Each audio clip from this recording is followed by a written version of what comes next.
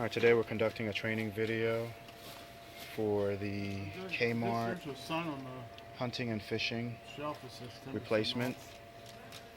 off. The goal is to locate jacks underneath the service desk area that are usually tagged SD or SC. Sometimes they have the plates on it, sometimes they don't, but just look for any Cat 5 connection going to a jack. If it's not labeled, just be prepared with your tone generator. Typically the jacks at the front desk are 0, 1, 2, 3, 4, 5, 6, and 7.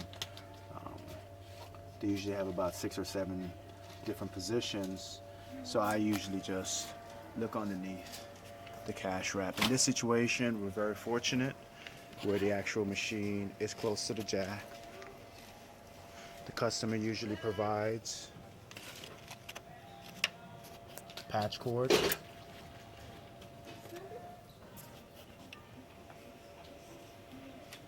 All Kmarts have 2 zones. On your right hand side is zone 2. On your left hand side is zone 1.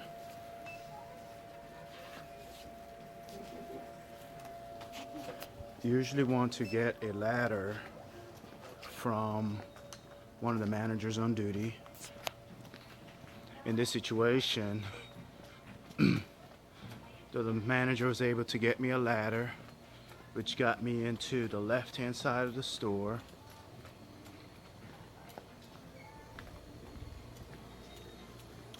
Zone 1 again is on the left hand side of the store.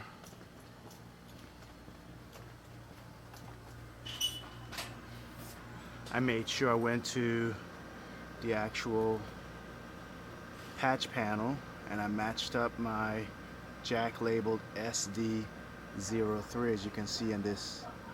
Move this fiber over, SD03, and then I followed SD03 up to port 2 on base unit of zone 1. It's important that you record this information. The other thing that we're required to do is to just get a use a tape cable tester, and you can either plug it in on this side and put your other end at the jack, and you just want to make sure that you get a picture where it shows you the pin position, and that way we are confirming that the jack works. Just the inside wiring. Typically once it's in the right position, it should be anywhere from position 1 through 16, either on switch the base or unit 2. So it can be in either one of these depending on how it came through. So in this situation I did not have to move the connection.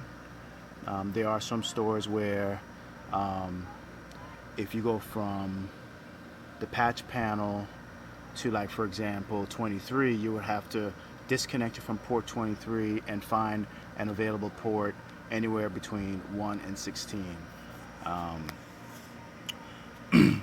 In some situations you'll find a store where unfortunately they have not set up their computer.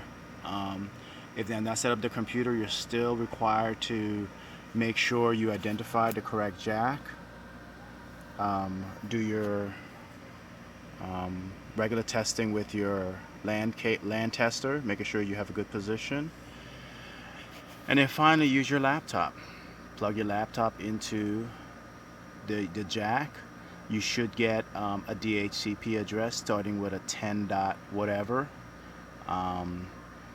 And once you get that IP address, you must call Crosscom, and Crosscom will connect you over with the manager, the project manager, who will do a ping test. They also give you some instructions like disable your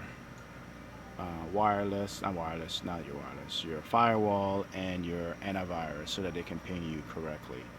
That usually takes about 5 minutes, but the best case scenario is when they actually have the computers on site and you can actually test it with a manager, show the manager that you've done what you need to do, and then you're good. Once you're finished, then it's important that you close up the cabinet. The cabinet usually has some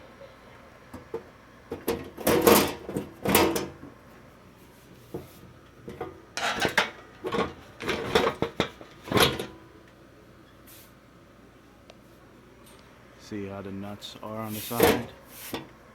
Make sure that these are in correctly. Make sure you have everything hanging because it is a safety hazard. So you want to make sure that it's tightened. This side only had one wing, and after you do that,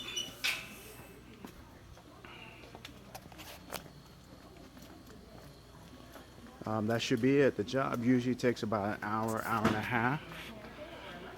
The other thing you should know is that we are required, if there are no available jacks, to try to repair the jack. So bring your punch down kit and making sure that if sometimes it's just a loose wire, you could bring an extra jack with you. That will be reimbursed. Worst case scenario, you may have to run a new line. In that situation, you have to use the conduit, and I'll just give you that snapshot of what a conduit would look like. You have to fish it down into this panel, fish it around underneath, and you just have to bring it to the location where you need it. But that's the worst case scenario. Most of these sites, they do have extra jacks, as I mentioned. Then your final step is to get the manager's signature. It's usually on page 3. You fill out the list of questions. You get the manager's signature on page 4. You sign, and that's it. You check out and go on to your next site.